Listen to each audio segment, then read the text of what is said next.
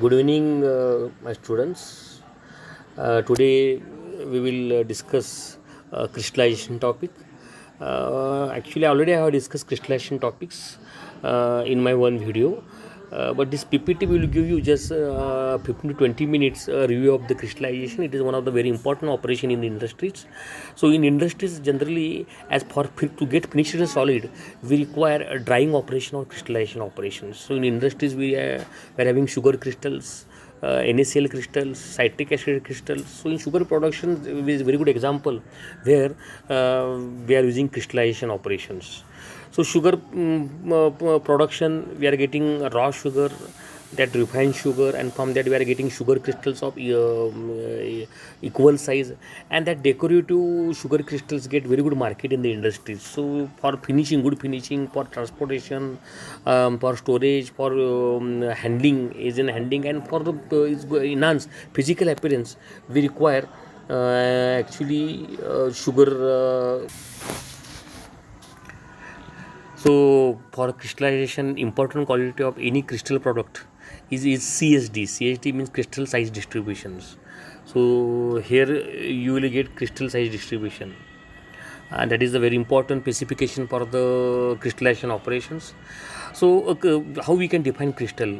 So here you will get a definition of crystal. Crystal is a body with the plain face in which we are having orderly repetitive arrays, and we are having different types of the crystals, as we know, orthogonal, hexagonal, that like that we are having. Crystalline material generally have high degree of the purity, so crystallizations is also useful for purifications. So from the impure solution we can get crystals, pure crystals, and like that we have crystallization operations. Crystal operation also gives purifications. Next, the process of formation or production of a crystals from solution or melt is called crystallization. So from solution we are making crystal, so it is a solid liquid operations, and from that we are getting crystal, that is a pure crystals. When crystals are formed by the cooling saturated solutions, here you will get, then that is known as solution crystallizations. Okay, but when crystals are generated by cooling molten solids, if we are using molten solids and if you cool molten solids, and from that, in absence of any solvents, if we are getting crystallization, formation of crystal, that is known as the male crystallization. So in overall there are two types of the crystallizations: solution crystallization and the male crystallizations. So separation of xylene monomers is the that crystallization types of the crystallizations. Then crystallization, in crystallization process, actually we are having different steps. Number one, saturation of solution. In crystallization process, actually there are two three steps. Step number one is saturation of the crystal solutions. So we have to make solution saturated. Saturated means what? When we are adding sugar in the water, then sugar will get dissolved. After some time, more sugar will not get dissolved. That solution is known as saturated solutions. But for crystallization, main driving force is a super saturations. When concentration of the solution is more than solubility of the solid, that is, even after when sugar will not get dissolved into water, even after that, if you add more sugar, then that solution is known as supersaturated solutions. So we can make crystals of only supersaturated solutions. Supersaturation can be created by and maintained for almost all the systems. So like that we are having. Then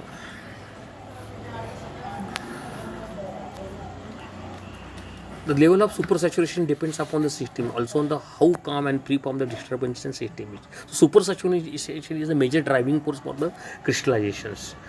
Up to 80% concentrations, more than saturation level, but in NaCl it is very small, so we have to make solution supersaturated. That is the main important point. Spontaneous formation and growth of tiny crystals called nuclei. So generally when any crystal forms, so it starts from the nuclei, small nuclei, and that nuclei grow, and that nuclei grow gives crystal growth, and that nuclei growth only take place in supersaturated solution. If the nucleus or seed crystal is added to the supersaturated solution, it gradually grows to larger ones, and it gives more crystal growth. Supersaturation in a solution is the driving force for the transport of solid from the bulk solution to the crystal surface. So, in short, supersaturation is the main driving force for crystallizations. Then, commercial solution is heated. Generally, when we are going for crystallization, there are two operations. First, we have to go for heat the solution, and after heating, we have to make the solution supersaturated, and then we have to cool that solution in chambers. So, evaporation of the solvent followed by cooling is nothing but crystallization. So, we can define like that.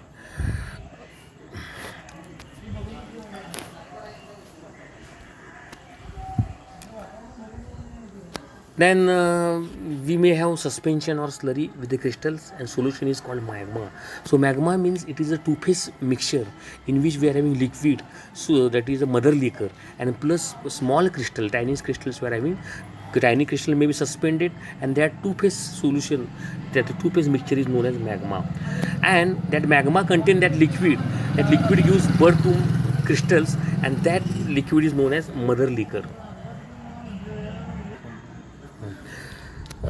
So I think you have got magma, concept of magma, two-phase mixture, mother liquor in which crystal grows. Then some crystal production steps are there. In crystal production steps, crystallization take place, and then separation of crystal from mother liquor we are doing, and finally we are drying the that crystals. So this is the final steps.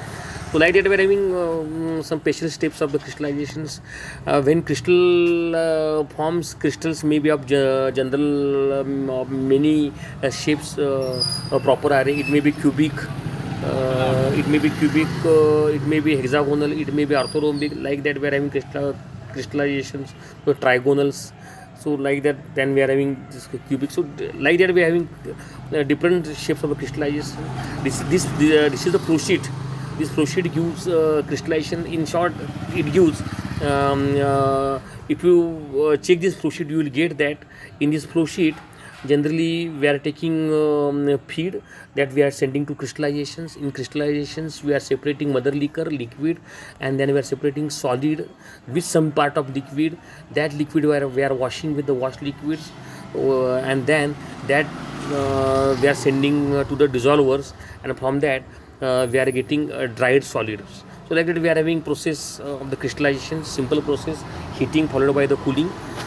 Then if you take crystallization is the opposite of the dissolutions, you will get that this is a very important concept. So dissolution and crystallizations are opposite to each others. Solid dissolve as long as it reaches the saturated values. So solid must be, that solution must be minimum saturated, or it must be supersaturated, then only we can make crystal from it. Commonly in the supersaturated solutions, addition of few seed crystals we can do to increase the crystal growth. The extent of supersaturation in solution is a driving force for crystallization, as I told previously. So the solubility of the very small particles may be significantly larger than the normal solubility of the substance. So as particle size decreases, its solubility increases. That is a simple theory, as we know as a chemical engineers. Smaller particles have more than normal solubility, as we know. They dissolve even in the saturated solution. Due to this, larger particles present in the suspension start growing. Large particles start growing. Then very important concept is there, that is the Ostwald ripening. Overall process is the dissolution of the smaller particle making the larger particle to grow. So smaller particle get dissolved, and from that larger particles grows in their size, and that process is known as Ostwald ripening. This is a very important concept we are using in the industry, so you must know Ostwald ripening. So small particle dissolves, and for the small particle dissolves, due to which larger particles become more larger, and that operation is known as Ostwald ripening. Then this is the one solubility curve. This is not important for us for third year chemical engineering, but we must know at least solubility curves. What we are having in the solubility curves? On solubility curves, we are having mass percentage. Here on the mass percentage,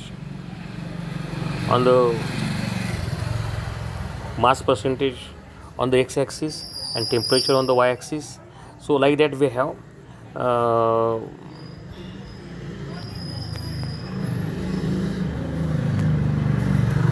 So this is the explanation of the solubility curve. This is out of our slab. This is not important for us, so we will move ahead because this is we are having for higher education, MA MTech level study we are having. Next, very important concept in the crystallization is nucleation and crystal growth. So you will get that nucleation is the formation of tiny small crystals. So giving birth is known as a nucleus. So very smallest part of the crystal is known as nucleations in a supersaturated solutions. And this new crystal that is formed is called the nucleus. Different types of nucleations are there. Here, if you give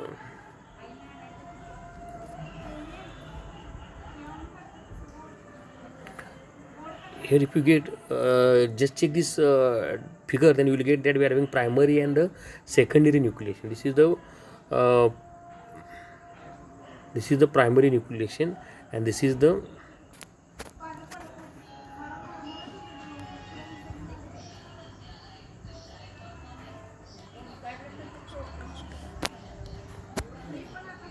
secondary nucleation. We have secondary nucleation. So like that we have primary and secondary nucleation.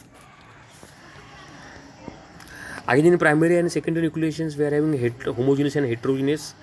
Then in secondary nucleation we are having contact, shear, and this fracture or attrition nucleation. Nucleation we are having types. Again, primary nucleations means the phenomenon of the formation of new crystals independent of the presence of other crystals. So their growth is independent of other crystals. Primary nucleation is of two types, as I said, homogeneous nucleation and heterogeneous nucleations. Homogeneous nucleation means it the formed by the clustering of the solute new molecules or ions in a supersaturated solution. It is a single phase solutions. So like that. Then heterogeneous nucleation, we have formation of the crystals on tiny suspended foreign particles. So here we are having two phase mixtures. We are having crystal formation on the foreign particles or on the crystallizer surface. So two phase mixture is that's why it is known as heterogeneous nucleations. Secondary nucleations mean formation of the new crystals from the existing crystals is called the secondary nucleation. So already crystals are there, and from that crystals new crystal form, that is known as the secondary nucleations. Then we are having contact nucleations. Then we are having breeding. Breeding means what? Secondary nucleation is also called as a breeding. Breeding means we are trying to give birth to the more and more crystals. So this is the curve for nucleation and crystal growth. And this is the power law. This is out of our syllabus. We will move to the next important points. Crystal growth theories. Crystal growth theories, we are having two types of the theories: adsorption theory and the mass transfer theory. Just keep in your minds. Mass transfer theory of the crystal growth is having assumptions. Two steps are involved in the crystal growth: convective transport of solutes and surface integration or accommodation of the solute in the growing layer of the crystals. That is only important. So mass transfer theory we are using actually for the crystallization. So this part we will skip. This part is not out of our syllabus. It is not important for us. Third year chemical engineering. This for higher education, MA MTech dual study. It is important. So we will move ahead. So this we require for the higher educations. Now for in our syllabus we are having very important one law given by McCabe, chemical scientist McCabe, that is known as delta Earth law. McCabe in 1929, based on the several research, he proved that the rate of crystal growth G is nothing but rate of crystal growth, is independent of crystal size L. So crystal size doesn't matter to the crystal growth, and that is given by McCabe, and that law is known as McCabe delta Earth law. So this law we can show in equation as dg. G means growth and dl mean length of the crystals. dg by dl is equal to 0. This is well known as a McCabe delta Earth law. This is not for all law. This is not for all the systems obey this law. Some systems are not obeying this law. Sometimes G depends on L. For some system it depends upon growth, depends also upon length of the crystal for some crystals, but generally for maximum crystals McCabe's delta Earth law obeys. Next very important concept in the crystallization is crystal size distribution, CSD. So supersaturation of solution is lost by a competition between nucleation and crystal growth. Their relative rate depends upon various factors including supersaturation. Again, supersaturation is very important parameters. In continuous crystallization, nuclei remain for short period of the times and then leaves with the mother liquors. So crystal size distribution depends upon that nucleus. So at any time, if you check, at any time crystal is in the apparatus vary in the size. So crystal size always changes with respect to times. It is determined by crystal size distribution. In industry, we are calling it as a CSD. CSD is extremely important in design and analysis of crystallization. In industries, when you will design the crystallizers, you will come across this word CSD very frequently. So just keep in your mind, CSD means what? Crystal size distributions. Theoretical analysis of crystal size distribution is conveniently done by population balance technique. Just keep this word in your mind, population balance technique. It is very important for the CSD. Otherwise, it is not important for our TE level. Most continuous crystallizers used in industries are MS MPR type crystallizers. So figure is shown here. So this is the figure of MS MPR crystallizer. MS MPR crystallizer means it is a mixed suspension, mixed product removal type crystallizer. That's why it is known as MS MPR crystallizers. So like that we have MS MPR crystallizers. So this is some assumptions of MS MPR crystallizers. It's not important for us.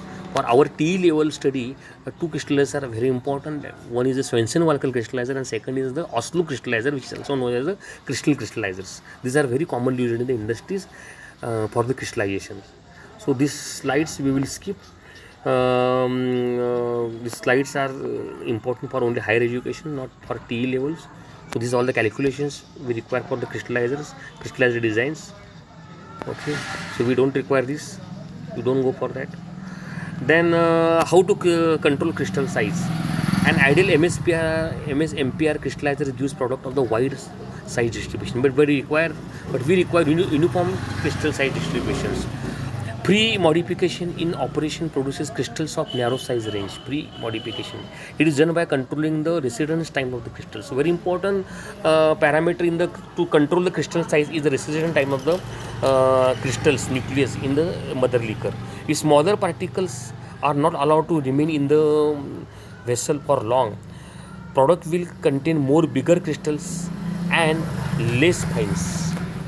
So residence time is very important to control the crystal size. This is because the fines do not get sufficient time to grow. If you remove the fines from the crystallizer, they will remain only as a fines. But if you keep that fine particle in the crystallizer for more times, then they will grow and we will get big crystal size. These common options for controlling are double drop crystallizer. Is not these strategies are not important for our TE level. These are some MS MPR crystallizers, some concepts are there. Okay, so like now, then this is the next slide, crystallizers, nucleation. So two steps are there. First nucleation and second step in crystallization is the growth. Both depends upon the supersaturation of the solution, as I told you. At high SS level, nucleus is high. At high solid level, nucleation is the high. At low SS level, rate of nucleation is low. Solid level is less, so then nucleation is low. Secondary nucleation rate can be controlled by maintaining low mechanical energy input. Mechanical energy means what? Agitations we can give. Mixed suspension, mixed product removal crystallizer or circulating magma crystallizer we can use. So these are the forced circulation crystallizers we are using. These are so common in the industries where we are using mechanism external agencies for the crystallization, which is known as forced circulation crystallization. As I told, for our syllabus, Swenson-Walker crystallizers and Oslo crystallizers or crystal crystallizers are very important crystallizers. You just go through these crystallizers.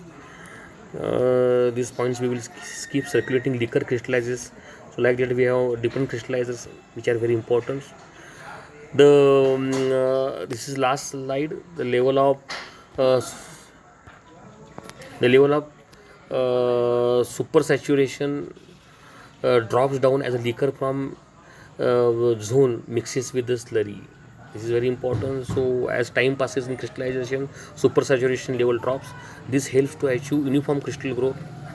But due to this, we are getting an advantage. We are getting crystal growth uniform, crystal size uniforms, and low rate of secondary nucleation. This type of crystallizer produces narrow range CSD. Means we are getting very narrow, small size crystals which we require to get very good market. So thank you very much in this small. So thank you very much. Again, it's my kind request in these days, in these stressful days, stay home, stay safe. And what I told this crystallization PPT from this just try to get important points. Already I have given you one small lecture on crystallizations. From that you will get important topics, and from this you just don't go for whole PPT. What I told that slides are important for you. I wish you all the best. Take care. Thank you very much.